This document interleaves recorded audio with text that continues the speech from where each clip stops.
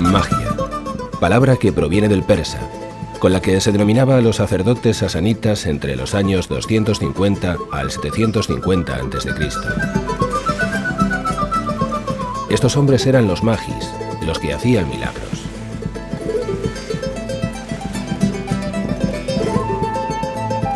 Nada mejor que esta palabra para definir lo que encontraron aquellos aguerridos conquistadores cuando llegaron por primera vez a las costas americanas.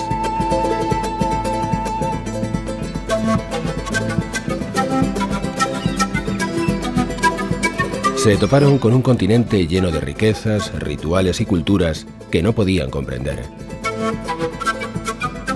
Esto ocurría hace más de 500 años, pero hoy en día, aquella magia y aquel misterio del principio de los tiempos sigue vivo en las montañas y selvas de América. Es la América misteriosa.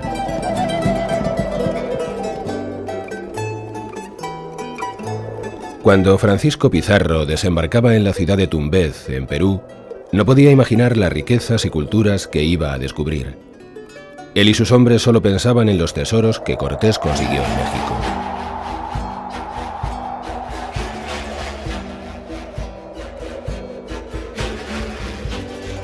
Desde luego oro y riquezas había en aquellas tierras, pero lo más importante, y que entonces no supieron valorar los conquistadores, era la importancia de la cultura de los habitantes de aquel remoto continente, de los indígenas que encontraron en los primeros desembarcos que hicieron en las islas del Caribe.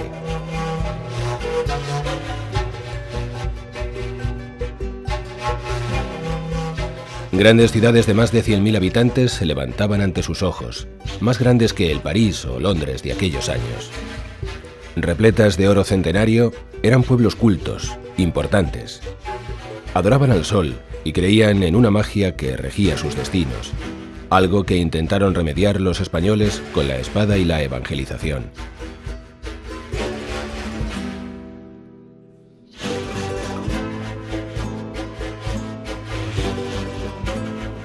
Dioses también, dioses encarnados, dioses vivientes que viven aquí.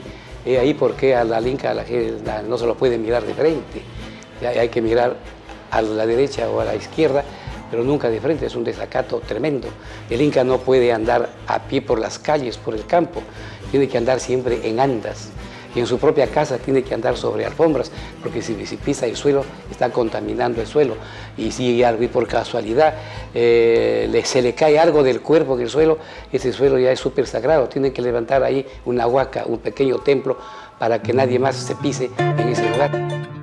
La conquista no fue difícil, pues aprovecharon que los incas se encontraban en guerra civil entre los hermanos Atahualpa y Huáscar. Así que por medio de acuerdos y engaños a las dos partes, se hicieron con el imperio más importante de América, que iba desde Ecuador hasta Argentina.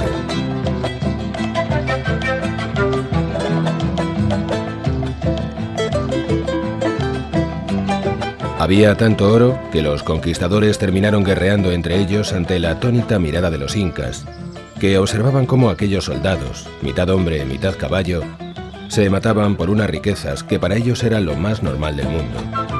Y les hacía pensar, al ver el ansia y la codicia que tenían los españoles por el oro, que se lo comían. Pero aquello era solo el principio de los tesoros y misterios que ocultaba aquel continente.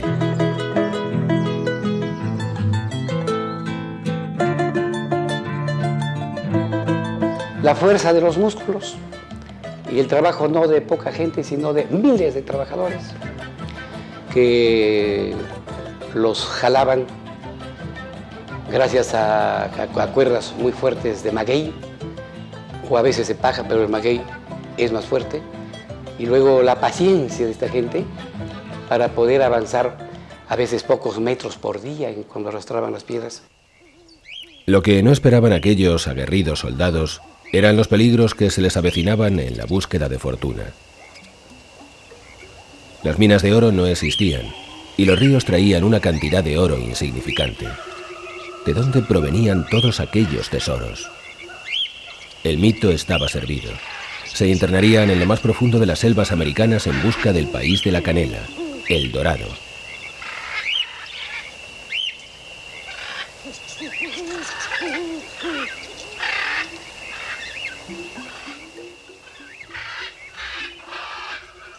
Tendrían que luchar contra indígenas hostiles en su hábitat natural, enfermedades, calamidades y penurias que nunca pudieron imaginar.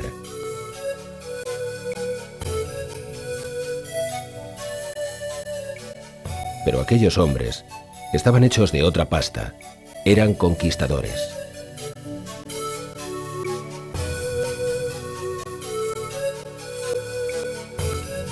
El Dorado, el país de la canela, las leyendas de esta América mítica. Una de las más importantes de estas expediciones fue la de Gonzalo Pizarro, que con más de 3.000 indígenas salió en busca del país de la canela. En ella le acompañaba su capitán Francisco de Orellana, y tras varios meses de penurias y calamidades, decidió mandar a Orellana en busca de ayuda para poder salir de aquella impenetrable jungla. Orellana viajó y llegó hasta el río Amazonas, a la zona de Leticia. En este lugar contactó con indígenas que le proporcionaron comida y un barco, pero el barco no pudo remontar el río y tuvo que bajar. Fue la primera vez que se descendió por completo el río Amazonas, el principio de una gran aventura que llega hasta nuestros días. Así, poco a poco, con sangre, sudor y lágrimas, a base de grandes expediciones, se fueron abriendo los caminos como venas de un cuerpo humano que nos enseñarían los secretos ocultos durante miles de años en esta América misteriosa.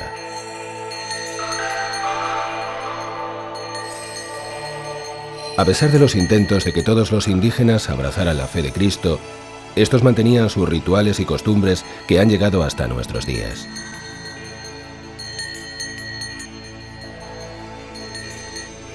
Estos primigenios habitantes del continente no podían comprender que tenían que adorar a un tal Jesús, que era más poderoso que el sol que les calentaba o la tierra que les alimentaba.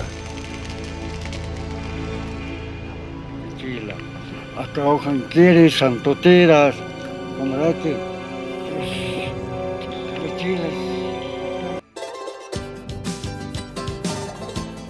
Un mundo impresionante se abría ante los ojos de aquellos duros hombres, que en sus cada vez más arriesgadas expediciones llegaron hasta el centro de Colombia, la Nueva Castilla de Oro, como la bautizaron, donde comentaban los indios se encontraba el Dorado.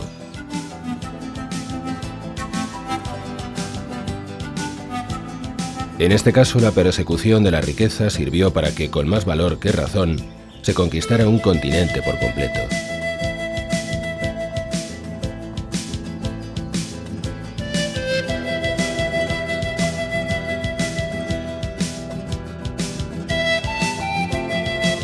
Los soldados subían hasta alturas de más de 5.000 metros, donde los caballos y menos los hombres podían respirar. A esta altura y en esas circunstancias tenían que luchar contra la resistencia indígena, muchas veces en proporción de 100 españoles contra miles de indígenas, venciendo en todas las batallas, pues cuando la caballería cargaba, los indígenas huían despavoridos.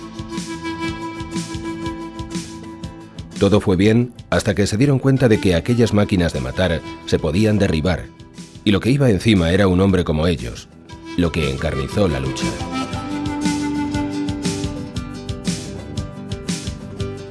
Yo creo que por los reportes que tenemos se sabe de algunos encuentros casuales que hubo con algunos científicos, algunos investigadores en la parte menos accesible del parque, ¿no? El parque, estamos hablando de un área protegida de casi 2 millones de hectáreas, de 1.9 millones de hectáreas, un sitio que no se conoce todo en su totalidad, no se debe conocer más de un 50%, entonces hay lugares donde hay algunos reportes donde todavía quedarían algunos pueblos no contactados, que todavía no han tenido relación con nuestra civilización.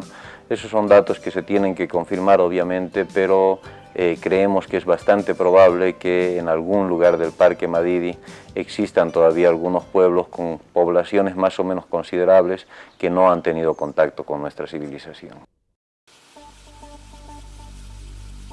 Pero aún quedaba lo peor y más duro, las selvas americanas. Hoy en día parece mentira que se pudiera viajar por estos lugares cargado con armaduras y con un enemigo oculto tras cada arbusto. Estaban en la selva más impenetrable del planeta, en el Amazonas. Se enfrentaron a una cultura muy diferente a la suya, la de los indígenas que adoraban a la naturaleza como fuente de vida. En pleno siglo XXI, en estas selvas, En cuanto abandonamos un poco la ribera de los ríos, nos encontramos que muy poco se diferencian de las que vieron aquellos primeros conquistadores. La biodiversidad es increíble. Estamos en el pulmón del planeta y los pueblos que la habitan continúan con sus rituales y culturas ancestrales. Aquí la magia era increíble para el hombre civilizado, participando en una terrible sesión de ayahuasca, el ritual de la inyección del veneno de la rana Filobites, una de las ponzoñas más mortíferas del mundo. Todo esto en los lugares de poder, donde se realizan desde hace miles de años.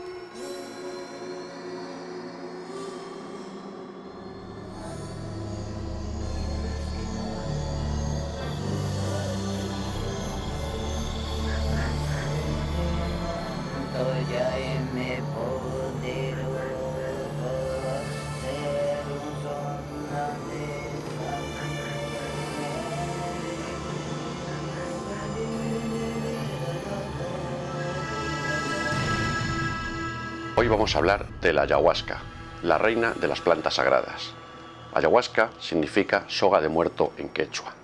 Esta planta y sus poderes alucinógenos se utilizan desde el principio de los tiempos para adivinar el futuro, para cambiar de lugar, para viajar a lugares del mundo invisible, que de otra manera será imposible el acceder a ellos.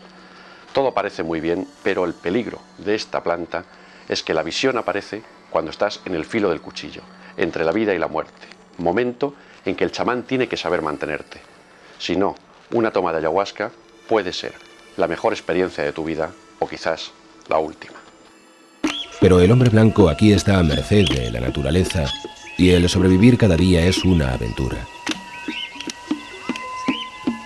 Sin embargo, los indígenas que viven en esta selva son los más felices del planeta, pues debido a la dificultad del acceso nadie viene a molestarles y pueden vivir con sus costumbres y rituales cotidianos.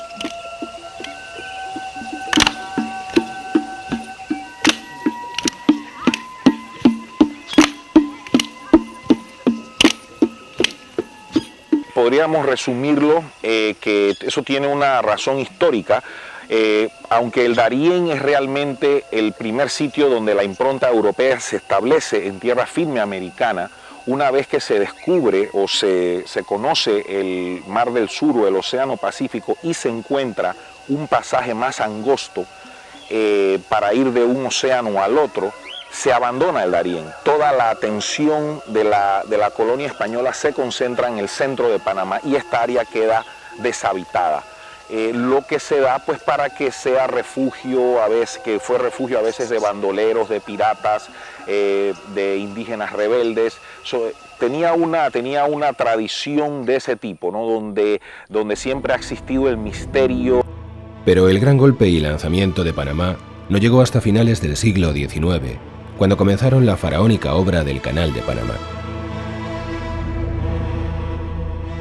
El unir el Océano Pacífico con el Atlántico era una obra maestra de ingeniería. Comercialmente la ruta entre Asia y Europa se acortaría sin tener que pasar el bravo mar del Cabo de Hornos, donde más de la mitad de los barcos quedaban en su fondo para siempre.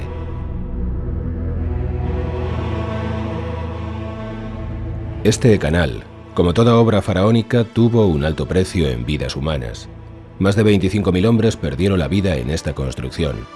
Las enfermedades tropicales y los continuos derrumbes fueron la marca de este canal, que una vez más demostró que para el avance de la civilización, la naturaleza se cobra su tributo.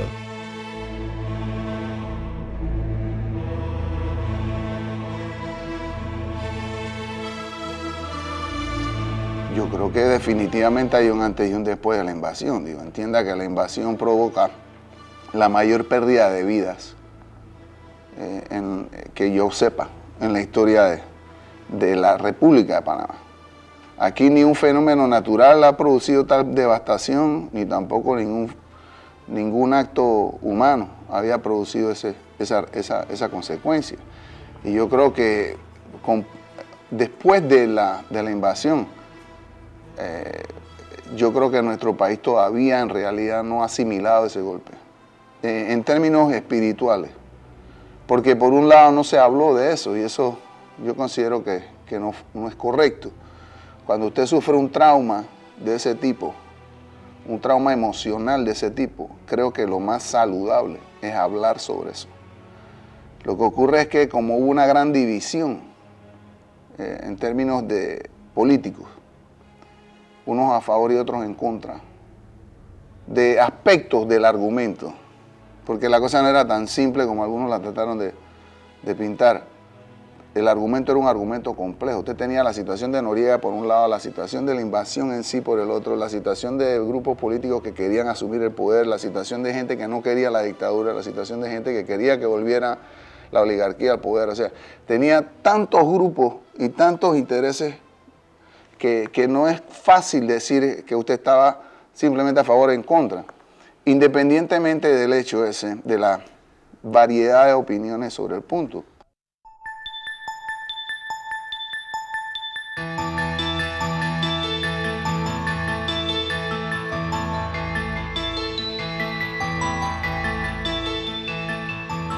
Pero la historia de América no se puede escribir sin hablar de la esclavitud y la mezcla de religiones y cultos que esto aportó al Nuevo Mundo.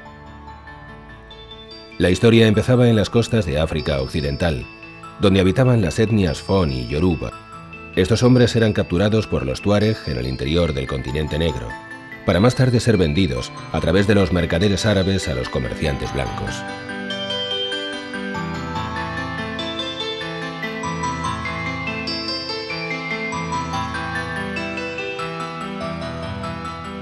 Estos hombres eran almacenados en la isla de Gorée, en la bahía de Dakar, en Senegal, y una vez que tenían el peso y la fortaleza necesaria para iniciar la travesía transatlántica, cruzaban la puerta sin retorno que les llevaría hasta el velero que esperaba al otro lado de la bahía, para llevarle a un nuevo mundo que nada tenía que ver con el suyo y del cual nunca regresarían.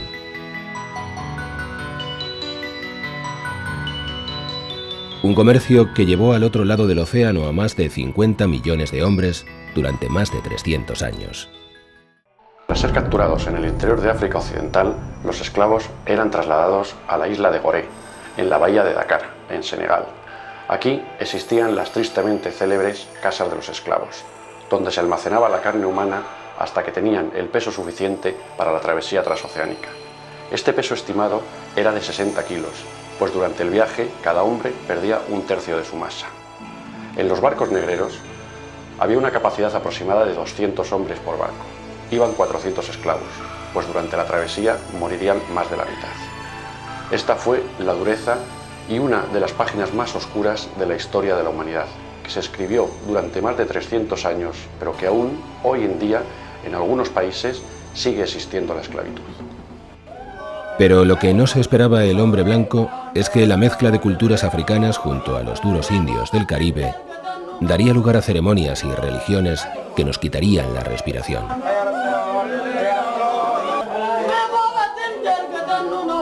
Nació el vudú antillano, la magia negra más potente del mundo. La santería, mezcla de religión católica y ritos africanos. Y así, montones de religiones, cultos y creencias que en muchas ocasiones nunca se habían filmado, como el Yompi Yompi, mezcla de vudú, rituales católicos y posesiones de espíritus. Todo rodeado de una parafernalia y puesta en escena realmente espeluznante. Haití, cuna de mitos y leyendas. El primer país que abolió la esclavitud y consiguió su independencia, algo que jamás le ha perdonado el hombre blanco. Sigue siendo uno de los países más pobres del planeta. Y para hacernos una idea de lo que es Haití, basta un dato. La Declaración de Independencia haitiana se escribió sobre un pergamino hecho con piel humana, con una bayoneta como pluma y con la sangre de un general francés. Esto nos da una pequeña idea de lo dura que es la gente que habita en este país. Esta es la América misteriosa que unas veces nos ha sorprendido y otras asustado.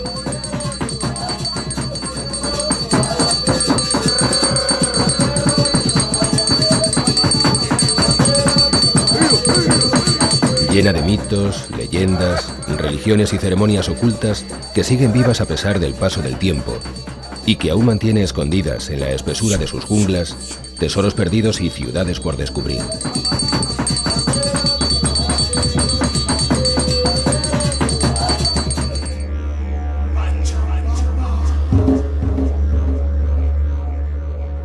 Un mundo de ilusión y fantasía que, al igual que los conquistadores, no podemos dejar de buscar, pues, ¿qué es la vida sin ilusión y sin magia?